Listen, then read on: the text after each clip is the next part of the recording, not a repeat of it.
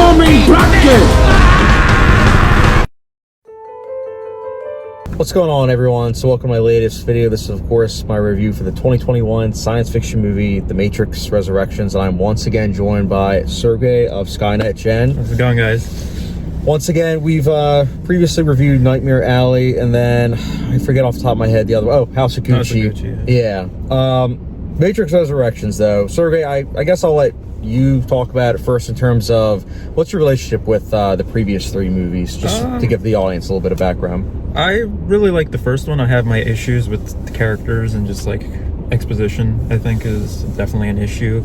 And then with each film, they kind of gradually got worse and drifted away from the philosophy and more into the action. And then obviously effects being a little dated to, you know, just didn't help. And, you know, forced romance was also a problem I've always felt with the entire like trilogy. Yeah.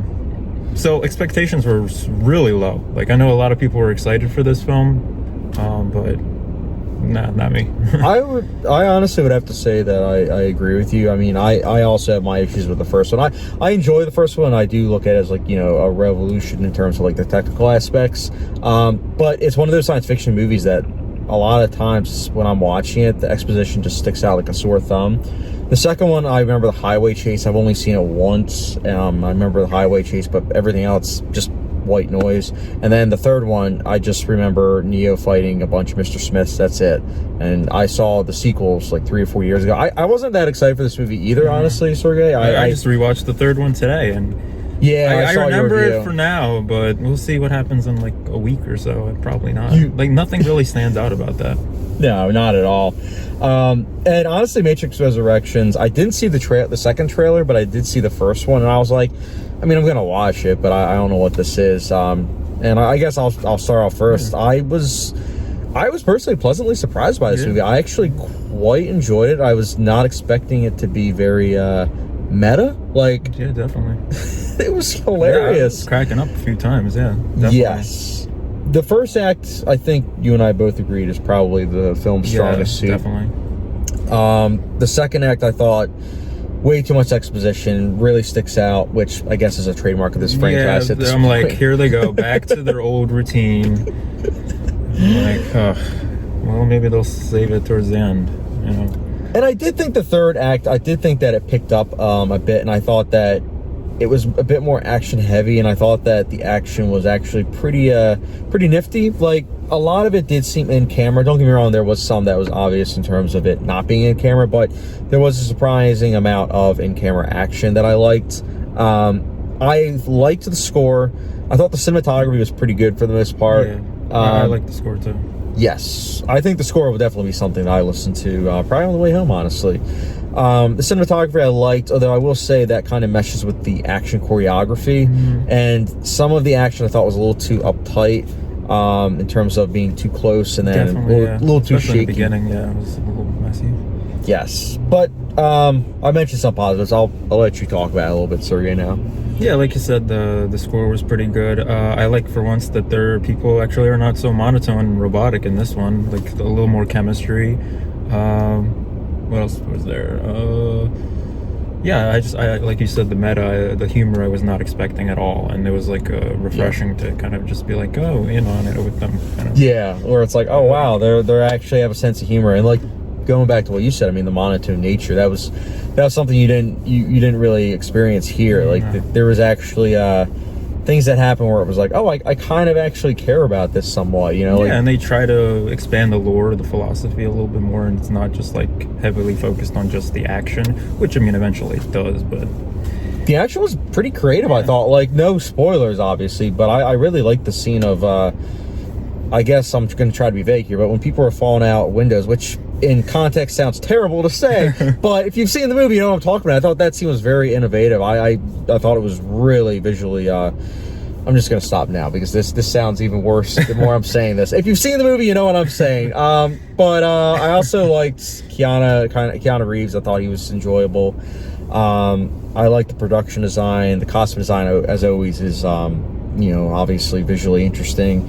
Sound mixing was done well. I kind of wish that we saw an IMAX, but the showing just didn't really align for it. And yeah, like going back to what we both said the meta humor though really was something that I liked. I would have liked more, actually. Honestly, that's what I was gonna say. Like, I guess I'll talk about my negatives first, and then you can talk about yours. But I was actually gonna say that I think the second act, when it gets more serious, it gets bogged down in that philosophy, that quasi-philosophy, I should say, because it's repeating itself a lot, and in repeating itself a lot, it kind of loses that meta humor, and in losing that meta humor, that balance that was so perfectly woven in the first act gets lost, unfortunately.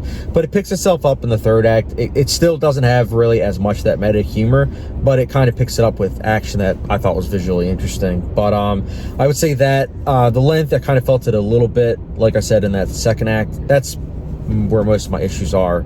But what are some of your issues? Definitely felt, I think, the length a little bit more than you, and even the third act I thought was a little underwhelming for me. I can respect that. I feel like, especially with the ending, I kind of wish that it didn't leave open like the doors for like even more sequels, because I'm like, well, you know, they made fun of it a little bit so earlier on, so it was kind of expected.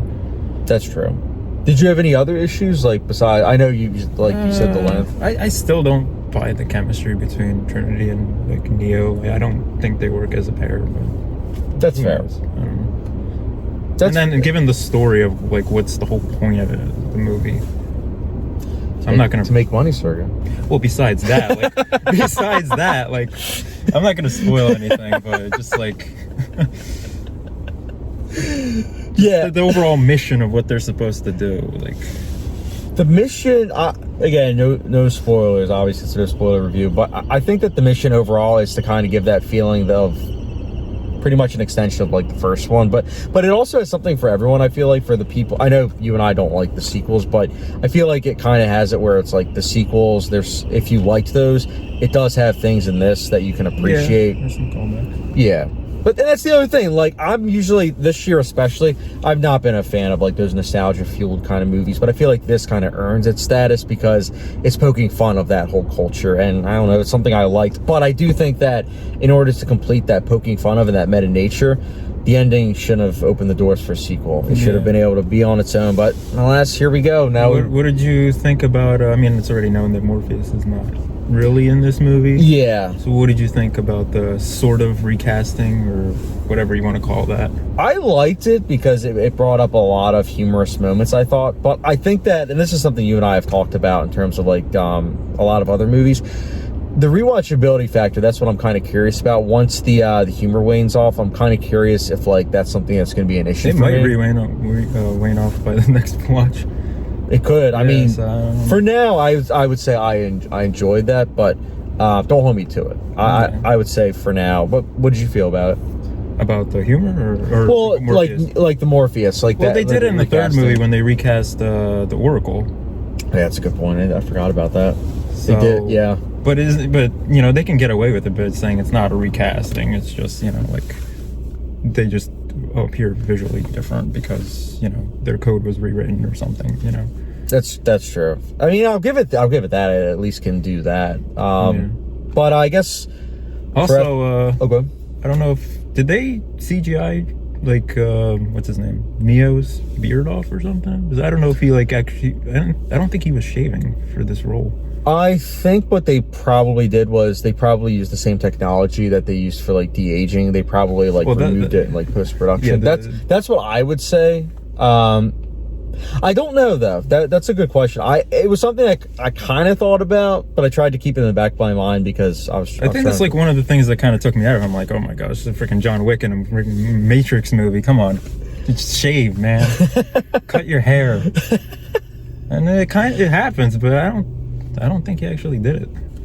I mean, I'll say that. I mean, clearly he didn't. Yeah, he didn't, because I know that he was also I think he was also shooting John Wick simultaneously. The chapter 4. But Sergey, I guess I'll let you go first. What's your rating for this? I'm going with a 3 for now. 3 out of 5? Yeah, that's fair. For me, I'll personally be giving it a like a 3.5 out of 5. I like it. I genuinely was surprised about it, and I can honestly say it's the best Matrix sequel. Although, I thought 3. I wasn't even going to give this thing 3 stars. So. I mean, I didn't think it would be worse than what is it, Revolutions, but Yeah, thankfully it wasn't. I'd say the first half, I thought, you know what, this can compete with the first one, maybe, but yeah, I can't give it lost higher. some steam. I can't give it higher than 3.5 because I know I gave the first one like a 3.75. But I mean, I will say, watching this makes me kind of want to revisit the original Matrix. So I'll give it that. But yeah, those are our thoughts, guys. Very curious to hear your guys' thoughts down below on this movie. It's currently on HBO Max and theaters. Obviously, the pandemic is still ensuing, so choose whichever, or I think it's on HBO Max for the next 30 days. But guys, thank you very much for watching. Sergey, once again, as always, thanks for joining me on my channel. No problem. Anytime. And again, guys, don't forget the subscription, notification bell, as well as Sergey's channel, which I'll put down below in the link. And yeah, I'll catch you guys later. Yeah, see you guys, man.